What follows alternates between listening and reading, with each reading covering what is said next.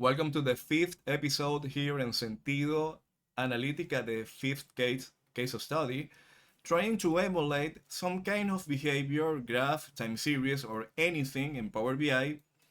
Originally, this is shared by Said Gamal Sayed Mohammed, and it's very interesting because he used this kind of a slicer, and when he shows or moves the slicer from one side of the other, the left side will respect the colors and the shape or any configuration, but the right side will only show you the lines.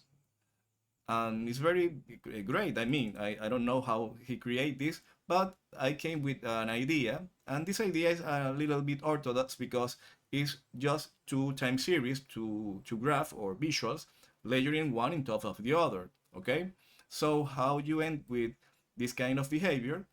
The steps are very simple. You need two time series, one and two. The blue one, it must be in the background, and the red one must be in the top of the visual, like this. Moving average here. This is a category A and C, or the top visual. You are going to see it, okay? And behind that, you are going to see the line chart without any configuration. This is it.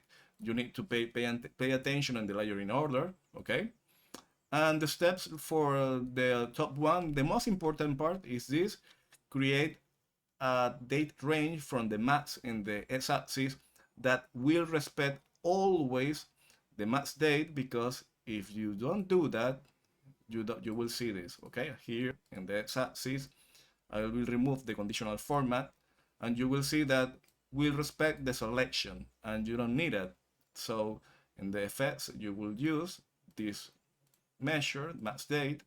The max date is just a calculate from a date column using max, and remove filters or all from the same column. So you will accomplish this behavior, but also you need in the format pane, the slicer, edit interactions must be none, because if this slicer filters this, you will see that you will not see anything, because one visual is in the top of the other. So you need to set this from none. And also one of the most important part is a positioning. If you see this kind of behavior here, size and style, and the height and the width and the horizontal position and the vertical position from both of the time series must be the same, because if not this if they are not the same, you will see that the behavior of the lines will not be exact, or literally more to the up or to the low, or the left or the right side of the screen, and will not show you the right behavior. So it's very interesting. The Said Gamal shares always a terrific kind of visual or thinking or alternative. And for me, it was this. It's not the most ideal part. Trying to think, the most important thing for this case study is trying to practice to think outside of the box.